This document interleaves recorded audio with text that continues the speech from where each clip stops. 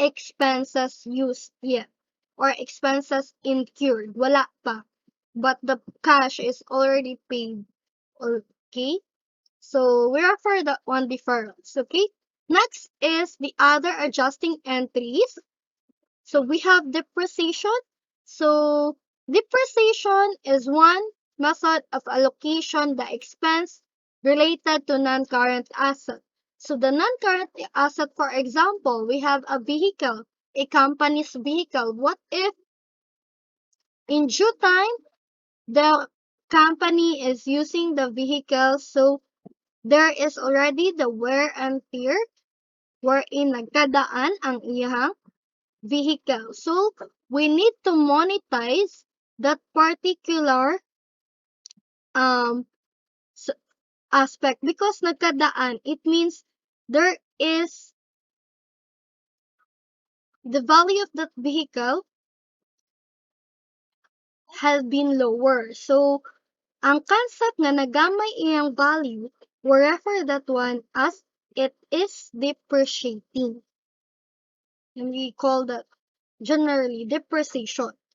So, as time passed by, the non-current assets such as vehicle, equipment, machineries, building, they must be depreciated so that it will reflect on the financial statements that there is a decrease on the value of those assets. So, magkagamay ang value. And in order for us to reflect the decrease of the value, we will record depreciation. Next is doubtful accounts or bad debts. So, this is for us or for the entity to provide a provision for doubtful accounts, meaning among the accounts receivable of the entity, not all of them will be collected. This is very true in a real life scenario. Not all tinglunon of the entity will be um collected. That's why we will allocate a particular amount. Okay, this is estimated. There is a particular method on how to estimate doubtful accounts or bad debts so that the entity would have a realistic amount of how much of the accounts receivable will really be collected. Okay? So these two, the depreciation and doubtful accounts, we refer that one as provisions. These two, we provide provisions. And the last type of adjusting entries is you adjust the unused supplies and inventory adjustments. So, if the company bought supplies, so either the company will record supplies and credit cash. So, at the end of the day, or at the end of the accounting period, the company would count how many supplies last, pila nila'y nabili, and adjust ang current balance sa unused supplies. And for the inventory adjustment, this is related to merchandising concern. But since we are focusing service concern, we will not tackle yet the inventory adjustment, but we will be focusing on the accruals, deferrals, and provisions. Okay? So let's have these important concepts first before we go on with the proper preparation of adjusting entries. So first we have a nominal account. What is this nominal account? So if we were going to classify the account title, we can classify that one into nominal account and real account. But we will discuss first what is this nominal account.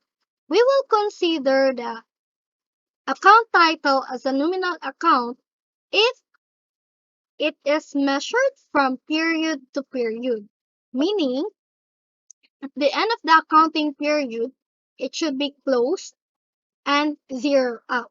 Okay, that is why it can be also called temporary accounts or income statement accounts. Dapat at the end of the accounting period, we will zero out this particular account. So let's have an example.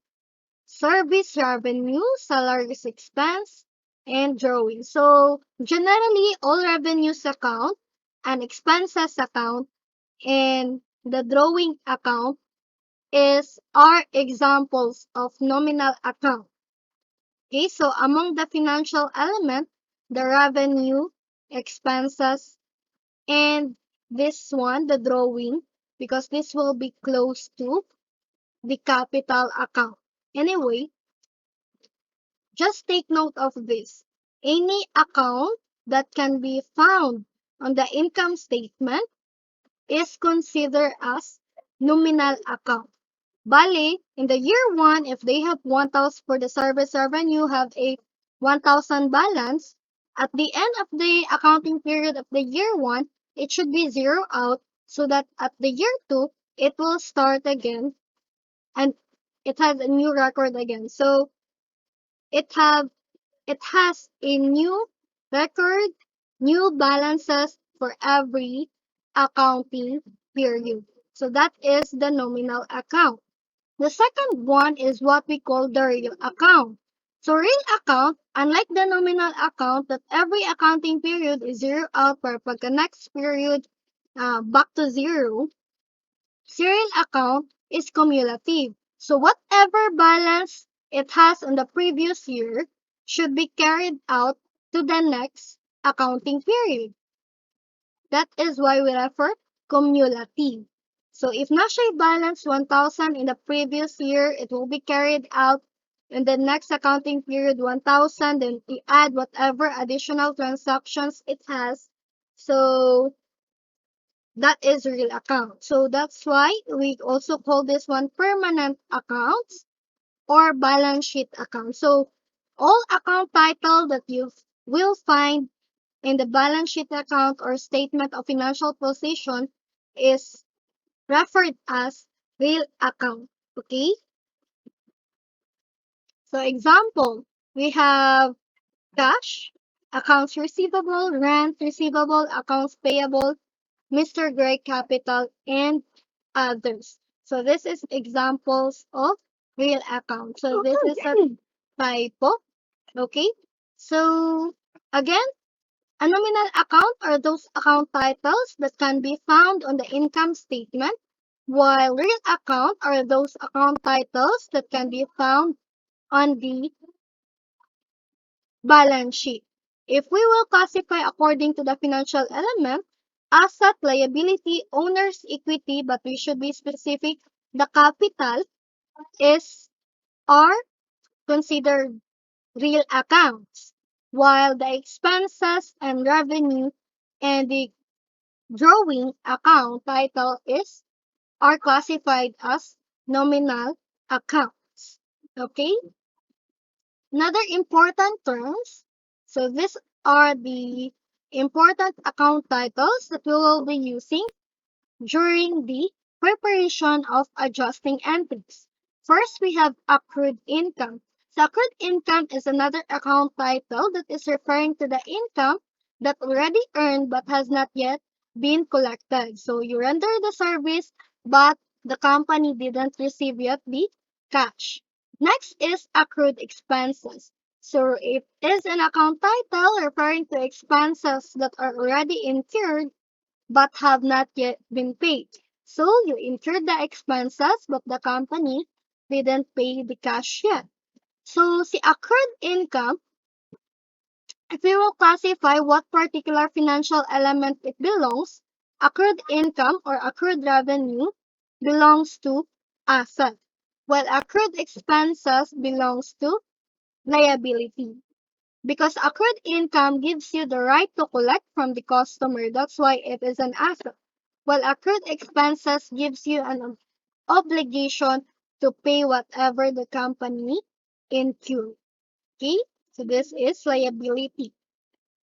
Okay, next is unearned revenue or deferred revenue or unearned income or deferred income. So you may use any of these terms or account titles. It represents revenue that already collected but not yet earned. So the company or the entity already received cash but didn't render a service yet. Okay, so again, you may use unearned income, deferred revenue, or deferred income. Okay, so this is a liability account because the customer may oblige the entity to do something or to render the service because they already give you the cash. So this is a liability account. Next is the prepaid expenses. So this is an advance payment made by the entity before incurring the expenses. So we refer also this one as deferred expenses. This particular account title is part of the asset because the entity has the right of particular such expense. Diba? So, pwede sila makapaningil kung kinsa man ang ilang gibayaran. Next is depreciation expense. So, if we will allocate and monetize the wear and tear of the particular asset, so we refer of a non-current asset, we refer that one as depreciation expense. So this is an expense account. Next is the accumulated depreciation. Accumulated depreciation is an account title that represent the accumulated balance of depreciation. So meaning, it is a contra asset that will be deducted from the value of its related non-current assets. So for example, an accumulated depreciation of vehicle. Um, if we have the vehicle, amounts of vehicle, then less than na to ang accumulated depreciation of a vehicle to have its depreciable amount. Okay? So, anyway, you will have a full picture of this in the next part wherein we will be having a concrete example of the application of this.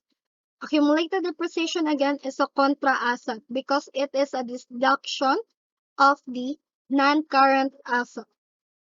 Next is allowance for bad debts. Okay, this is another contra asset specifically to our accounts receivable. So accounts receivable minus allowance for bad debts, we will arrive the not realizable value. So this is a provision that estimates how much of the accounts receivable will not be paid or the company will not be able to collect. And next is the bad debts expense. So typically, if we will be going to have a journal entry, allowance for bad debts and bad debts expense uh, will be the debit and credit that we will going to use. So bad debt expense is the expense account that you will use in order to represent the uncollectible amount of the accounts receivable or of the credit sales. So we refer that one as bad debt expense. Okay, so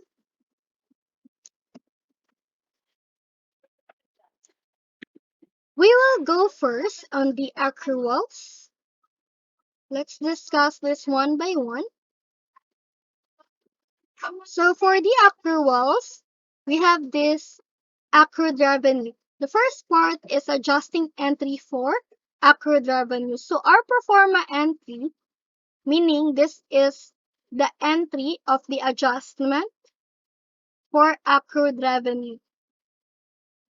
So our debit is accrued income, or you may use accounts receivable or accrued revenue for the debit. But for me, I prefer to use accrued income for me to easily remember. Now this is accruals, and whatever income it is, I will just specify. For example, accrued income for rent income. So I will just make it accrued rent income. Okay? If for a service income, then I will make that one accrued service income. Okay? So this is the pro forma if we will make an adjusting entry for accrued revenue. This is for us to record that we have something to be received, or we have a right to collect for a particular income. Because if you remember, nag-render na og service si company, pero wala pa siya na-receive na kwarta. So for that, we will record this particular entry or adjusting entry that will be connoting that we have a receivable. Okay? So let's have an example. Okay. On December 31, 2019, Gray Electronic Repair Services rendered 300 pesos worth of services to a client. However, the amount has not yet been collected. It was agreed that the customer will pay the amount on January 15, 2020. The transaction was not recorded in the books of the company as of 2019. So, nag-render nga service ang company worth 300, but there is no cash yet. So, we should record and adjust our income and our asset because accrued revenue is an asset. So, how should we adjust this one? We will just use the pro forma entry here. So, first, the debit accrued income and credit income account. We will just follow this one, guys. So, we will have an entry for this accrued income, or let's be more specific, accrued service income worth 300. That is our debit. And our credit is service income worth 300. So that is our entry for this particular adjustments. You record what the company have have rendered, okay, on December 31. Another example, company ABC leases its building space to a tenant. The tenant agreed to pay monthly rental fees of 2,000 pesos covering a period from the 1st to the 30th or 31st of every month. On December 31, 2019, ABC Company did not receive the rental fee for December yet and no record was made in the journal. So if we try to analyze, the company already earned the rent for the December. Diba? So, nahatag na sa company ang service or the rent.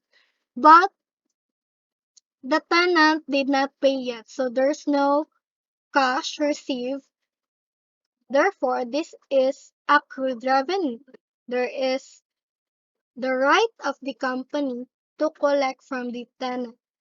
Okay, so that's why we will still use the pro forma entry, debit, accrued income, and credit income account. So for this one, we will be more specific to rental. So we refer this one as accrued rent income and credit rent income, okay? 2,000 pesos. So this is our adjusting entries. So guys, if we don't adjust this one, therefore, our rent income will be understated. Meaning, kulangan siya og 2,000 if dili ni ma-adjust ning particular nga um, event or business transaction. Do walay gibayad nga kwarta, but since by substance na anay tinglo nun, Ang company, therefore, dapat mag-record na that there is already an na-earned na income. The ABC company already earned the rent income worth 2,000 balag walay cash, but they have already the right to collect. So we refer that one as the accrued rent income worth 2,000. So again, the pro forma entry is very useful in making adjustments. Okay? Another example. ABC Company lent 9,000 pesos at 10% interest on December 1, 2019. The amount will be collected after 1 year. At the end of December, no entry was entered in the journal to take up the interest income. So this time, atong i-record is an interest income. So if we will specify accrued interest income and the interest income. So our journal entry or the adjusting journal entry, we know using the pro forma accrued interest income and credit interest income. Okay? So therefore, we will find the amount that the company should receive by December 31. Okay? So let's try to compute. If we will be computing a simple interest, the formula for that, if you have a previous knowledge in computing simple interest, that is just interest is equal to principal, which is the 9,000, times the interest rate, which is the 10%, times time. Okay? So time is the period it covers. So for this one, December 1 to December 31, we will recognize an interest from December 1 to December 31. Meaning, at the December 31, the company has something to receive, unta. But, wala man siya na-receive, but still, the company should record that particular interest income. Because earning interest is a passage of time. The more the time have passed, the more the interest na ma-earn sa company. Okay, let's try to compute. 9,000 times 10%, so we have 900. So it means the company would earn 900 pesos as interest income for the whole year. But take note, it does not cover the whole year because nagpautang siya pagka December 1 na. So ang interest would only cover December 1 until December 31, which is the end of the accounting period, which is good for 1 month. So kaning 900, this is good for 1 year or 12 months. So we will just divide it by 12 to know pila yang na-earn for 1 month. 900 pesos divided by 12 months is 75 pesos. It means in a month, maka-earn ang company of 75 pesos. So this is the amount that we will use for this adjusting entry. So we will be still using the pro forma, which is debit accrued income and credit income account. Okay? So therefore, let's specify the accrued income. This is interest income. So accrued interest income, debit, and our amount is 75 pesos. Then our credit is interest income with the amount 75 pesos also. So it means napunan atong interest income because in substance, the company already has the right to receive the interest income from December 1 until December 31. So this is our entry. Okay. So that is for the adjustment for accrued revenue.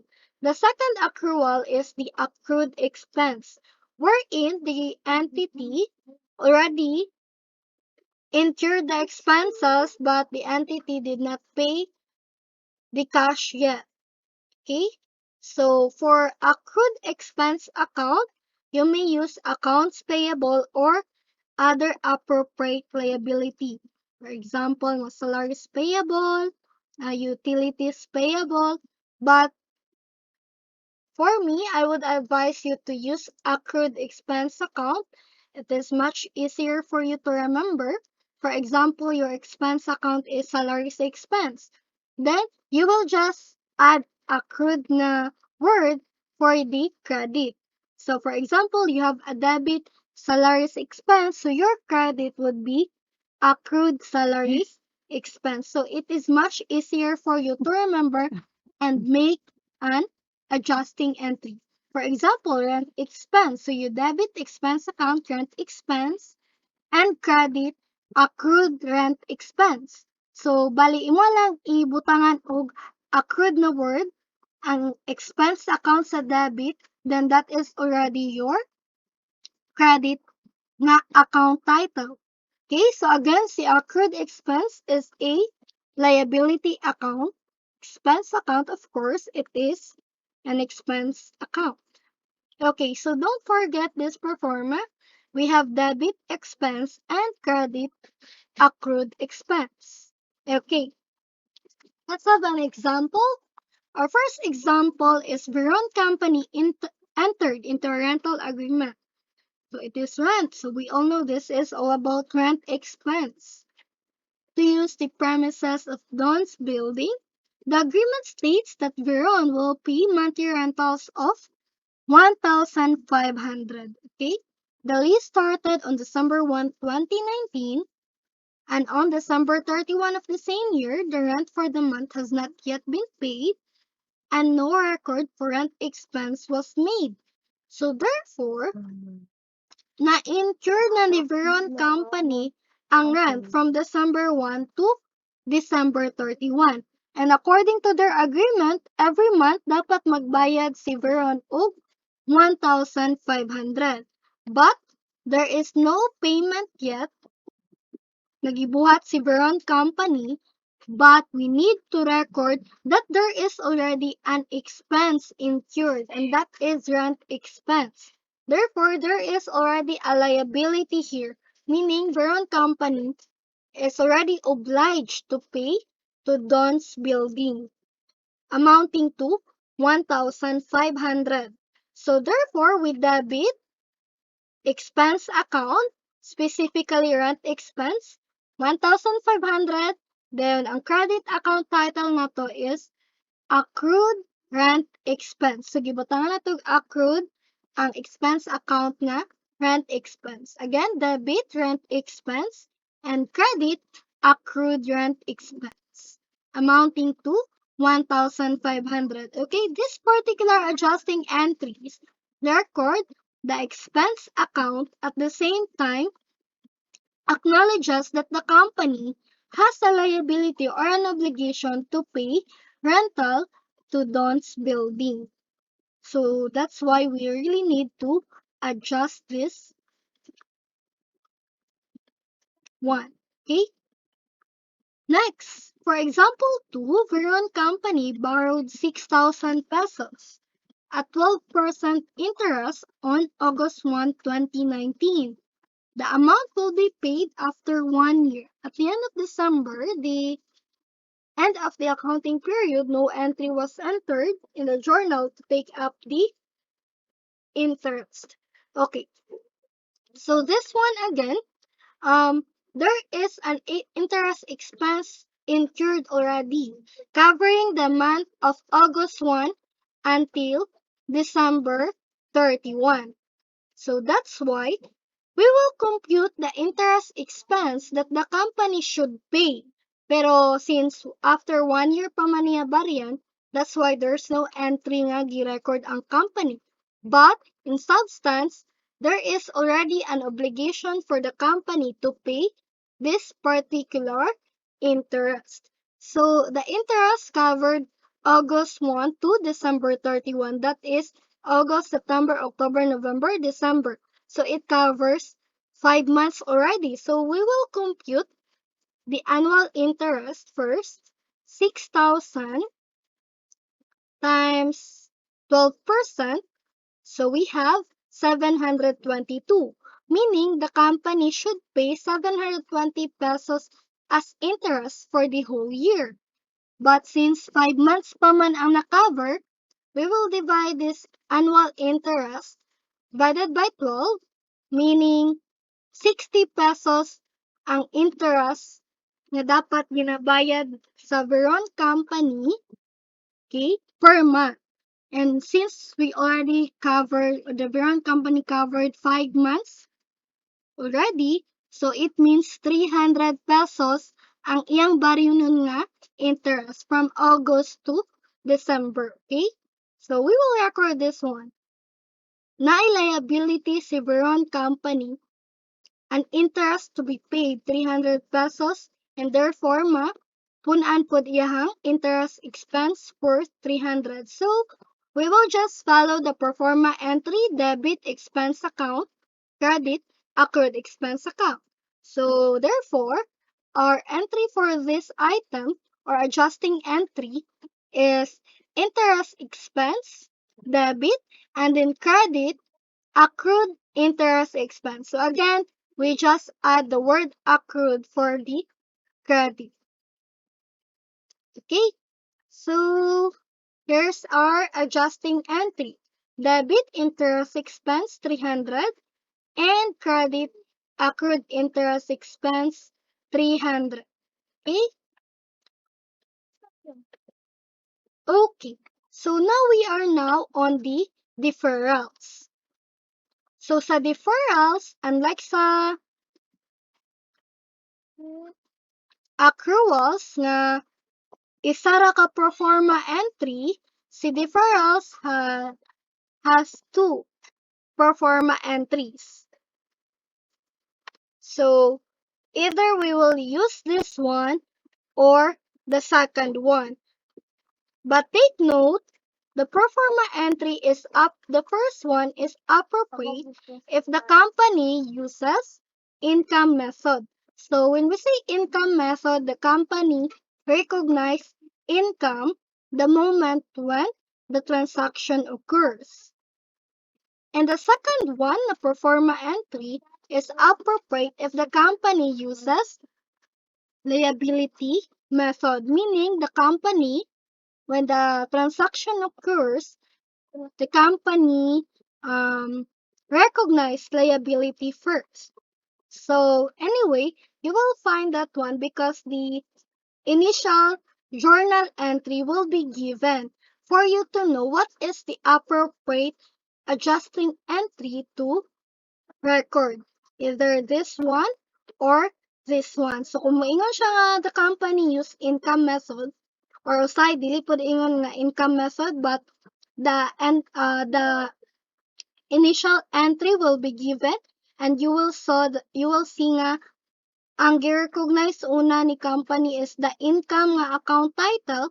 So you use this pro forma entry wherein you debit income account and credit unearned revenue account or unearned income account. So just like sa accrued expense, you may just add unearned sa debit na account title. For example, service income inyong debit. So pagka-credit, pwede ra ninyo butangan og unearned. Unearned service income. Okay, pwede ra. So you will just add the word unearned. Diba? So it is easier for you to remember. However, if the company will be using liability method, or the initial entry of the company is they recognize the liability first, which is the unearned revenue account. So therefore, our debit should be the liability and credit should be the income account. So, just a trick. If the company will use income method, therefore, ang inyong adjusting entry should have a debit nga income account. But if the company is using liability method, therefore, ang debit sa tong adjusting entry should be a liability account. So again, diri sa unearned revenue, ang magpares always is income and liability account. Okay? So let's have an example. So on December 1, 2019, company collected PRM Corporation a total of 60,000 as rental fee for 3 months starting December 1. So pagka December 1, na initial journal entry si DRG Company. So, ang naka-receive siya cash, 60,000 and may record siya og liability, unearned rent income, 60,000. So, this is a liability method. So, take note, my first tip is if liability method dapat sa adjusting entry nato, our debit is also a liability, meaning kani si unearned rent income. Okay, so this is on December 1. Again, kaning 60,000 will be covering 3 months. So that is December until February. But the end of our accounting period is until December 31. So let's have an analysis for this. So the company received a cash 60,000. This cash is good for 3 months. So amount earned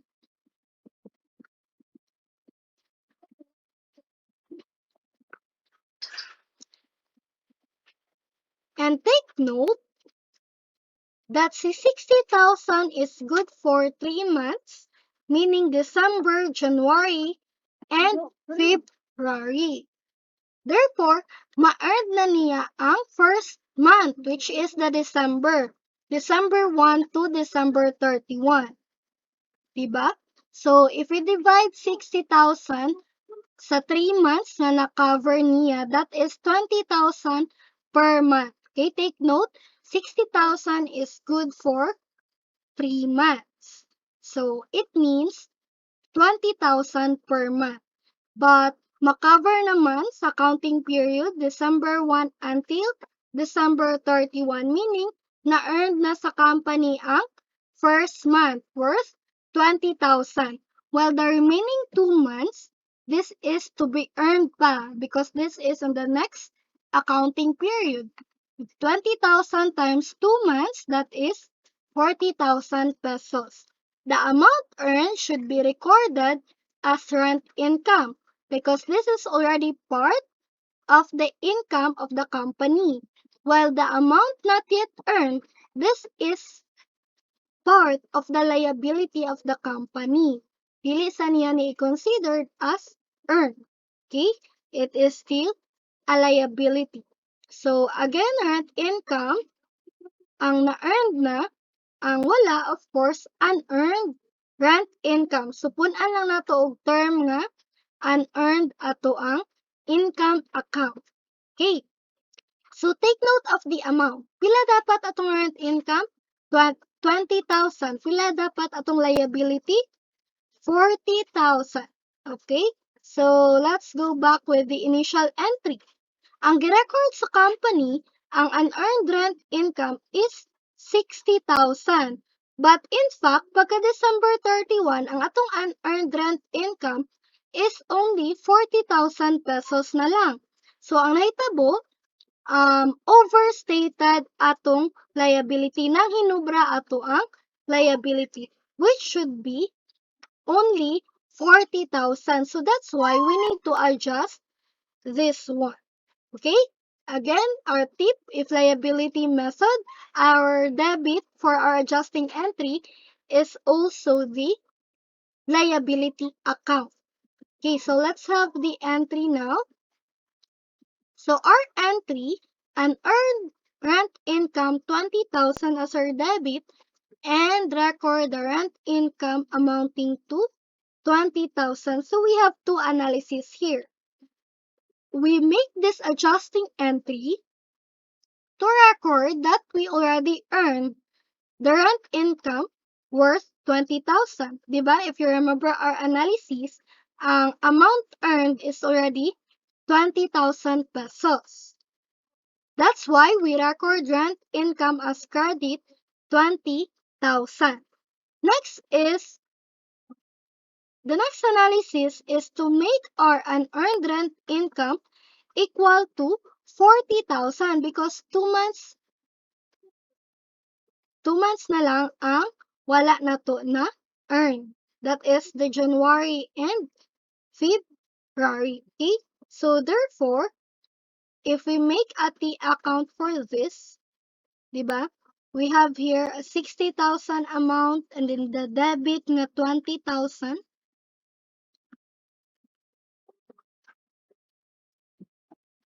So let's try to make a T account of an earned rent revenue or rent income. Okay. So initial entry nato is natay credit na 60,000. If we make an adjustment or adjusting entry where we credit the unearned rent income, and credit tag unearned rent income worth 20,000. So therefore, if we do the footing here, so we have 20K here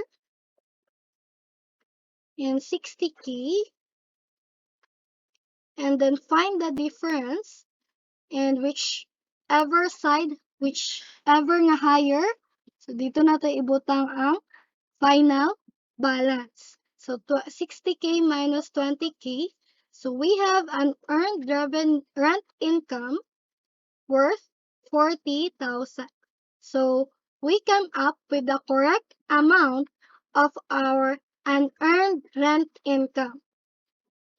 So again, kaning 40,000 signifies that there are only 2 months left or 2 months to be earned. Okay?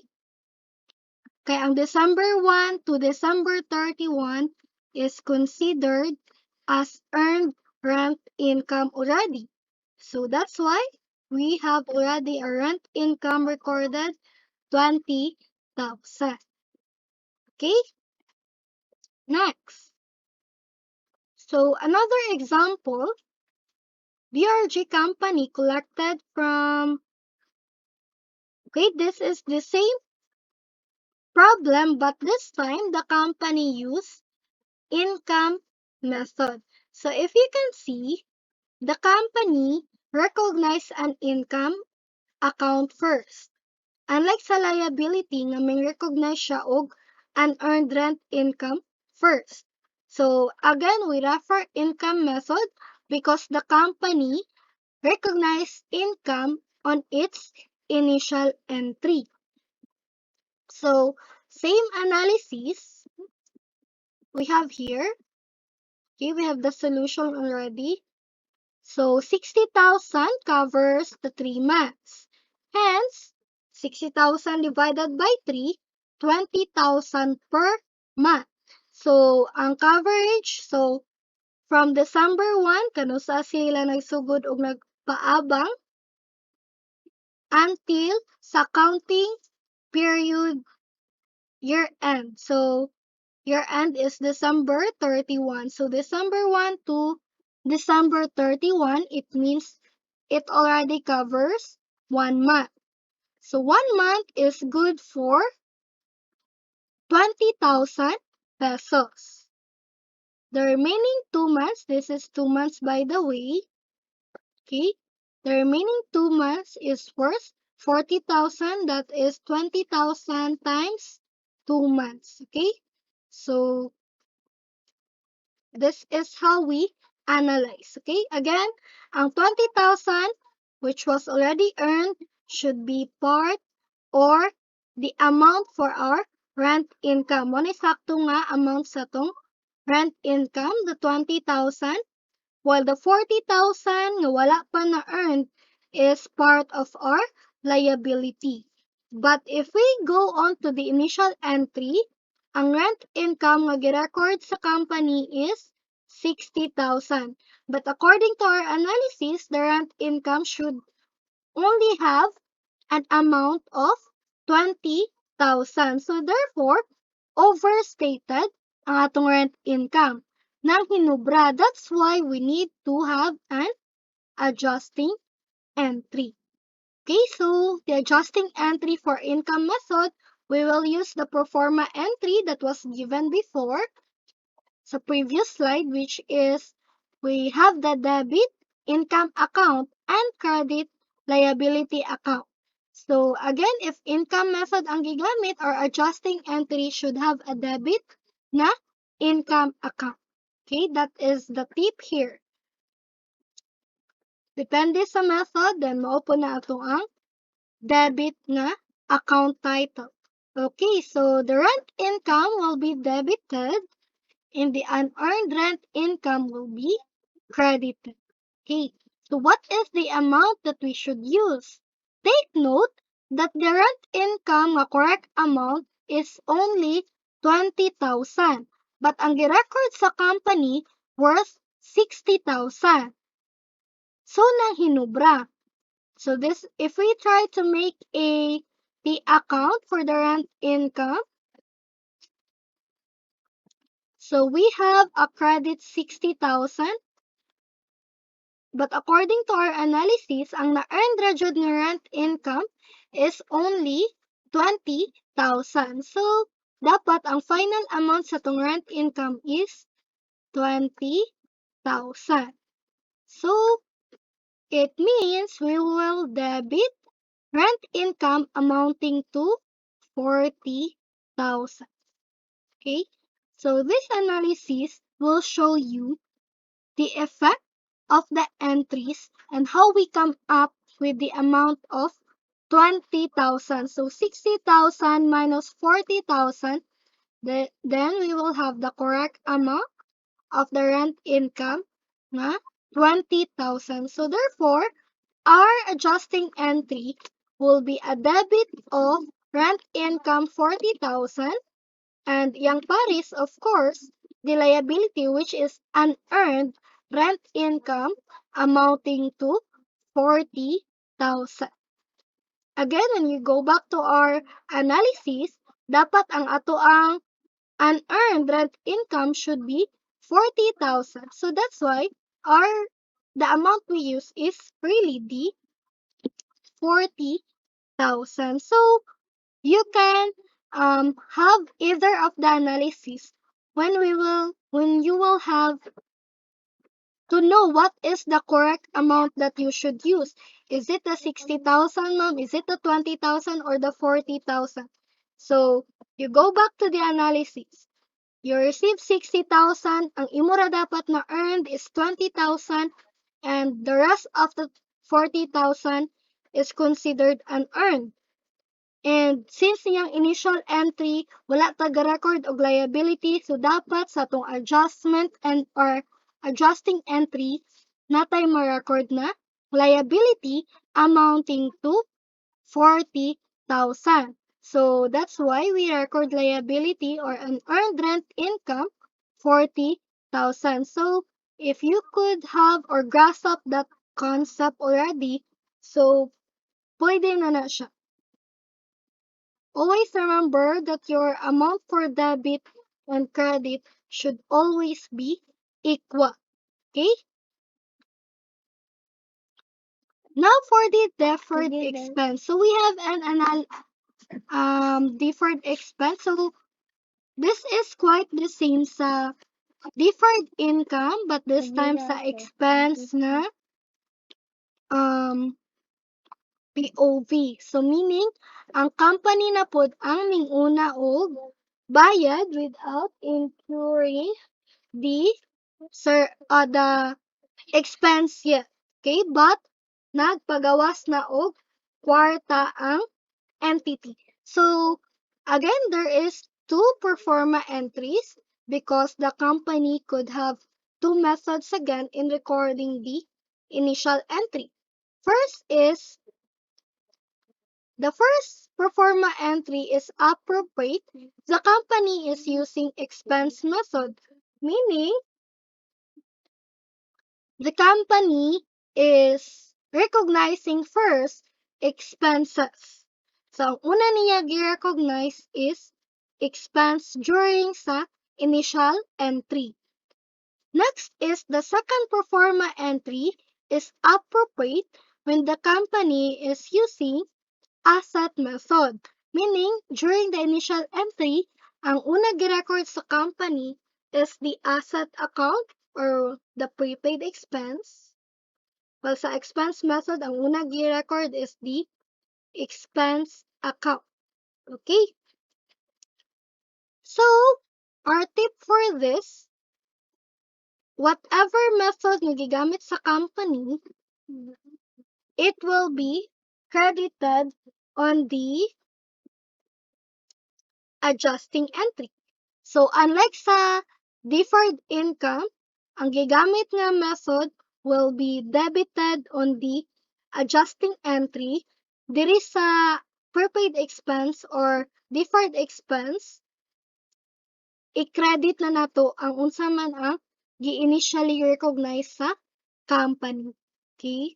It is somewhat opposite. So again, ang concern na po nato ani is an asset account and an expense account. Unlike sa deferred income, ang concern nato is liability account and income account. Okay? So let's have an example. GVG company acquired a 6-month insurance coverage for its properties on September 1 for a total of 6,000. Ang gi-record sa company first is an asset account.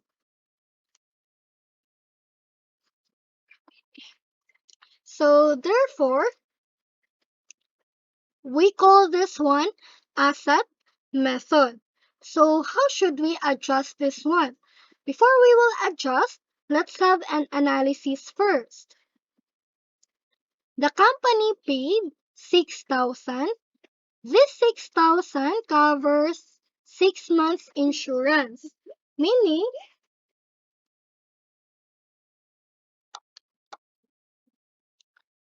every month it is worth 1,000 pesos. So September until December is the end of our accounting period.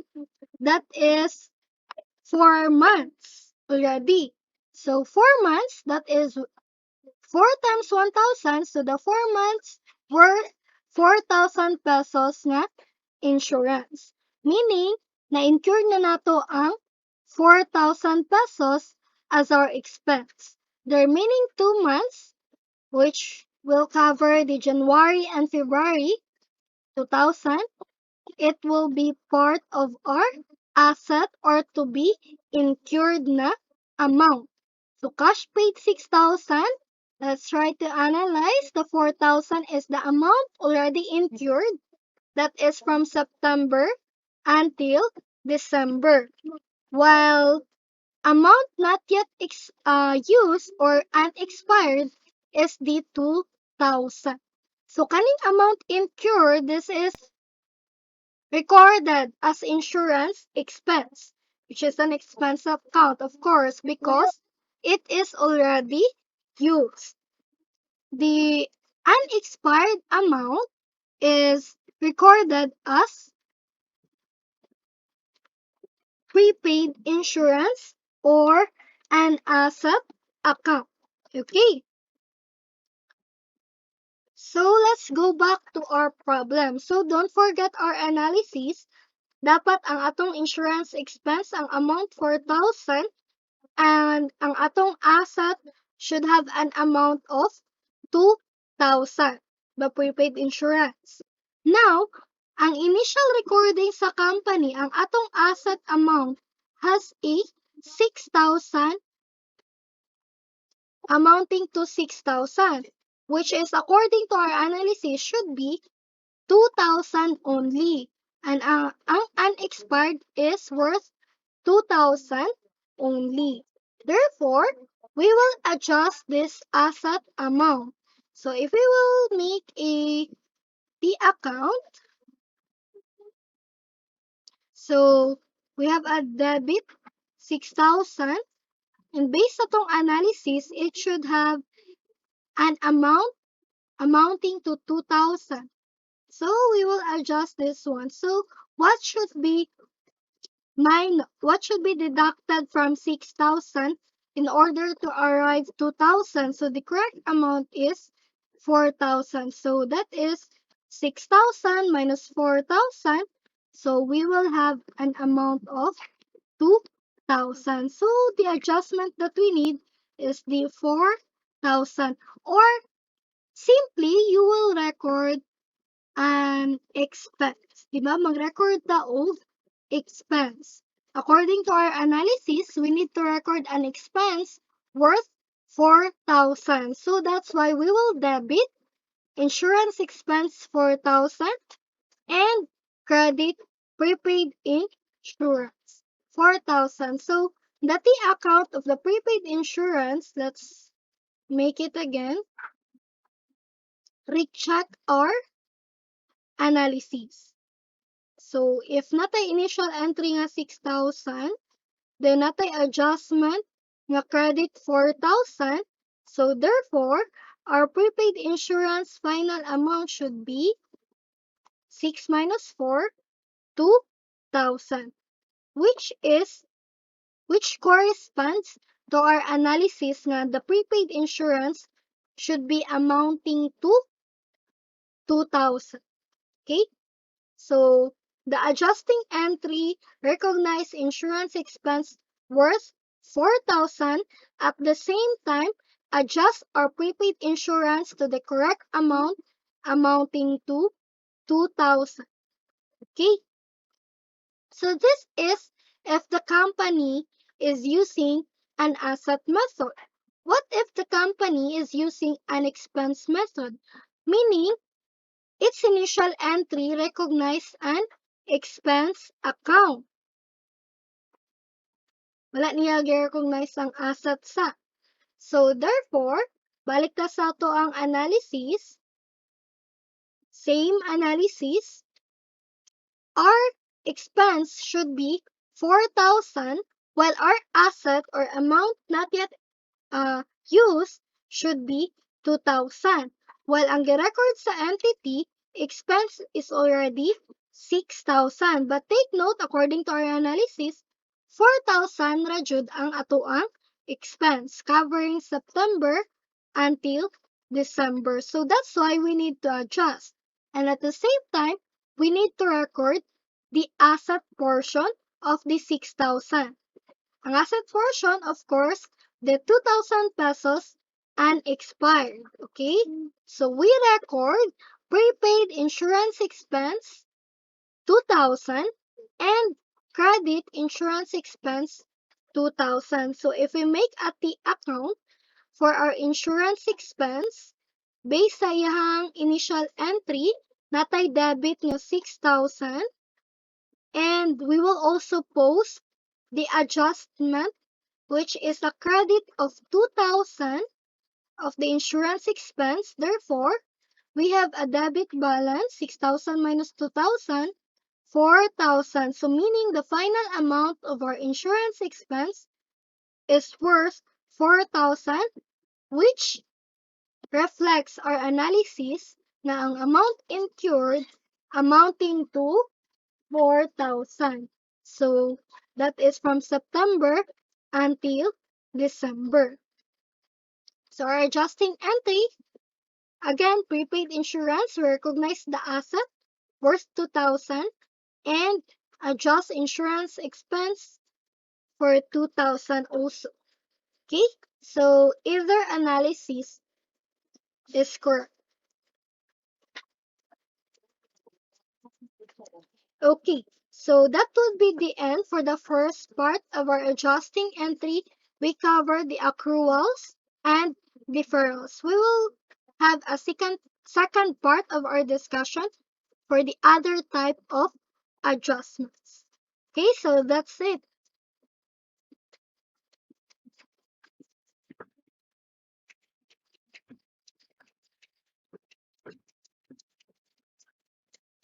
Okay, study and go over to these lessons, and if you have questions, feel free to comment down below or PM. Okay, goodbye guys.